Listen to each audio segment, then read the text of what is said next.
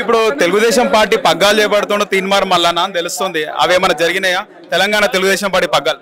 లేదు భాయ్ సాబ్, నాకు వాస్తవానికి తెలుగుదేశం పార్టీ నుంచి ఫోన్ కాల్స్ వచ్చిన మాట వాస్తవం.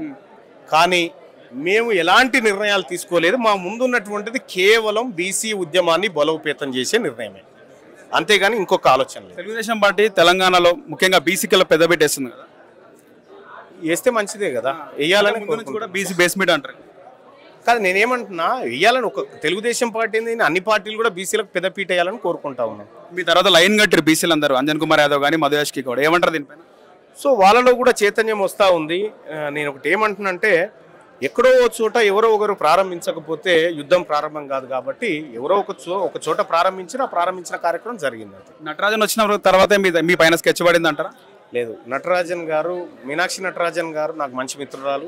ఆమె గురించి నాకు తెలుసు, నా గురించి ఆమెకు తెలుసు. సో మేము ఇప్పటికి కూడా చాటింగ్ లో మాట్లాడుకుంటూనే ఉంటాం. ఇబ్బంది ఉద్యమం వల్ల మంత్రులు బీసీ మంత్రులకు మంచి జరుగుతుంది అంటారా?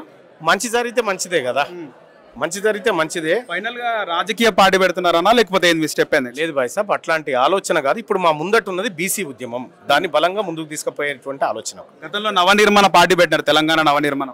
ఆయన నడుగు చెప్తాడు ఆ పార్టీ గురించి. ఎందుకంటే బీసీలు మీ వెంట వస్తారని నమ్మకం ఉందా మీకు? బీసీ సమాజం, తెలంగాణ బీసీ సమాజం 100% ఇప్పటికే ర్యాలీ అయినారు.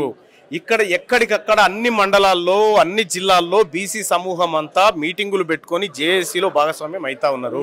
ప్రజలంతా స్వచ్ఛందంగా బీసీ ఉద్యమంలోకి వస్తా ఉన్నారు. ఆ వచ్చినటువంటి ప్రజలందరినీ కలుపుకొని ముందుకు పోతారు. ఫైనల్ గా తీన్మార్ మల్లన్న బ్లాక్ మెయిలర్ అని కొన్ని వార్తలు బయటకు వస్తాయి. మీరు చెప్పాలి మరి దానికి సమాధానం. మీ దాని ఏ ఆధారం ఉందన్న మాట అన్నారు?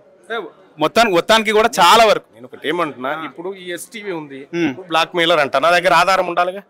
చెప్పు మరి. వార్తలు బయటకు వస్తున్నాయి అన్న. ఇప్పుడు నేను కూడా నిన్నో మాట అంట, వార్తలు గతంలో చాలా వరకు జరిగినాయి, అది చెప్పు అంటున్నా. అది ఏందో చెప్పు. ఇప్పుడు నువ్వు ఒక ఆరోపణ చేసినావు, దానికి నిర్దిష్టంగా నీ దగ్గర ఆధారం ఉండాలి. మరి ఆధారం లేని ఎందుకు చెప్తావు? ఇలాంటి వార్తలు ఎందుకు వస్తున్నాయి అంటారు? మీలాంటి వాళ్ళు ఉన్నారు కాబట్టి.